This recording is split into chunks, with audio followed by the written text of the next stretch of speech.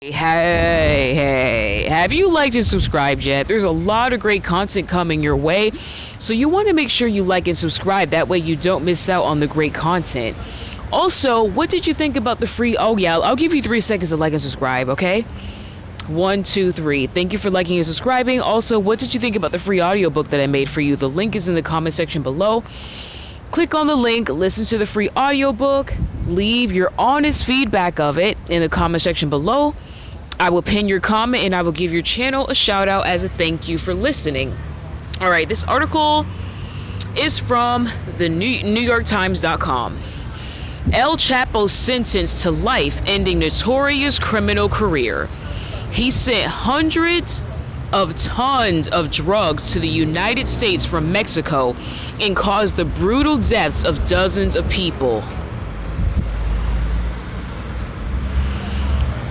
Joaquín Guzmán Loera, the Mexican drug lord known as El Chapo, was sentenced on Wednesday to life in prison, ending one of modern history's most brutal and notorious criminal careers.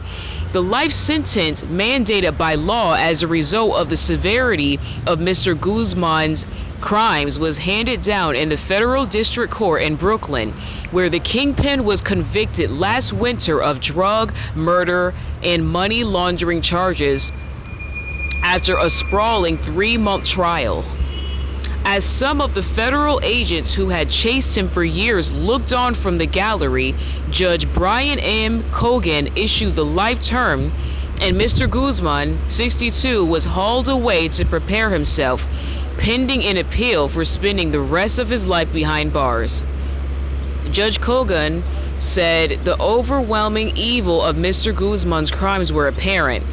Besides giving him a life sentence plus 30 years, he ordered the drug lord to pay $12.6 billion in restitution.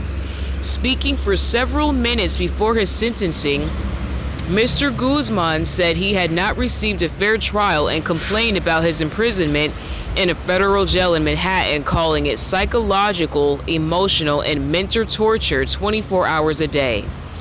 Since the government of the United States is going to send me to a prison where my name will never be heard again, I take advantage of this opportunity to say there was no justice here, he said. Mr. Guzmán almost certainly will be sent to the country's most forbidding federal prison, the United States Penitentiary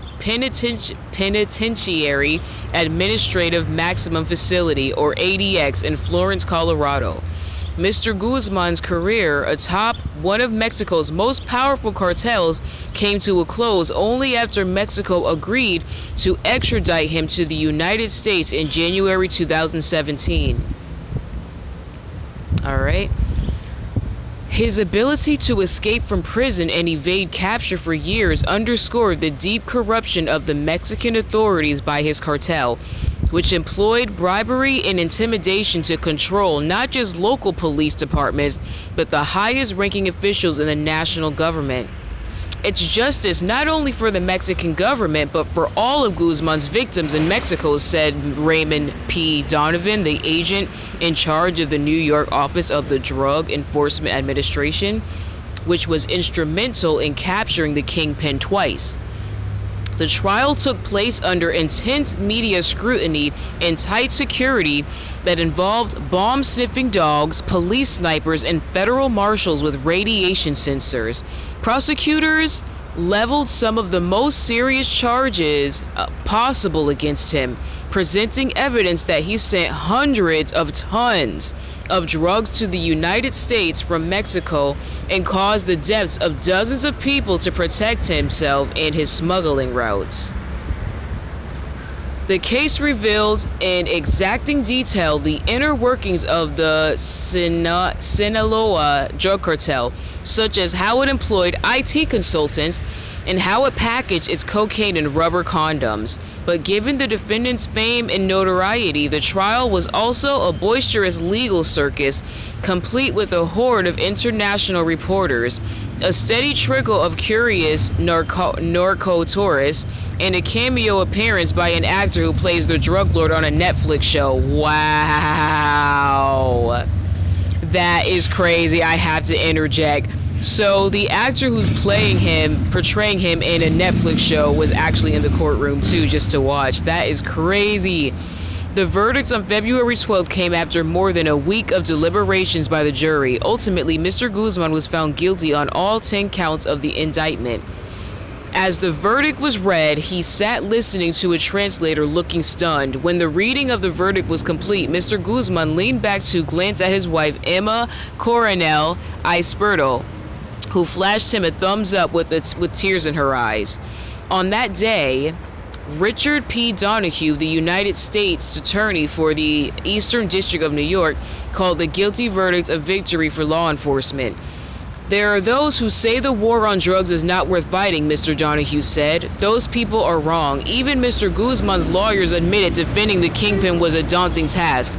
I've never faced a case with so many cooperating witnesses and so much evidence, Jeffrey Lippman, one of Mr. Guzman's lawyers, said.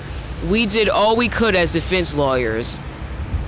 2 days after Mr. Guzman's conviction in February, two of the kingpin's sons, Joaquín and Ovidio Guzmán Lopez, were indicted by federal prosecutors in Washington. Several days after that, a juror who spoke anonymously told a Vice media reporter that several of the panelists had disobeyed repeated orders by the judge not to follow media coverage of the trial. Wow. The Vice article prompted Mr. Guzman's lawyers to submit a motion requesting a new trial. For a few weeks, it seemed possible that the jurors might be hauled back into court for a hearing to determine if they had in fact committed misconduct. But in early July, Judge Kogan denied the new trial motion and moved things forward toward sentencing. The American authorities began their hunt for the kingpin as far back as the early 1990s. When he was indicted on separate federal charges in Tucson and San Diego. The two indictments were filed just before and somewhat after he was arrested while on the run in Guatemala and then returned to Mexico, where he was tried and imprisoned for the 1993 murder of Juan Jesus Posadas Ocampo, a beloved Roman Catholic cardinal. What? In 2001, however, Mr. Guzman broke out of prison by many accounts in the bottom of a laundry cart and spent the next 13 years playing cat and mouse with the law. He evaded both arrest and the 5 subsequent indictments filed against him in the United States, largely by shuttling between a series of hideouts in the Sierra Madre Mountains in the Mexican state of Sinaloa. In February 2012, the Mexican and American authorities came within inches of nabbing him in an Ocean View mansion in Cabo San Lucas, Mexico. But it was not until Mr. Donovan and a vast coalition of law enforcement and military officers on both sides of the border mounted an enormous wiretap operation that cracked the kingpin's communications network that he was caught. He was found in a beachfront condominium in Mazatlan in February 2014. Within a year and a half, however, he had escaped again, this time through a sophisticated tunnel that opened into the shower of his prison cell. A coalition similar to the one that caught him in 2014 redoubled its efforts and captured the kingpin for a second time after a violent gunfight in Los Mochis, Mexico in early 2016. When Mr. Guzman finally stood trial in New York in November, his conviction was all but assured given the mountains of evidence collected against him over the years.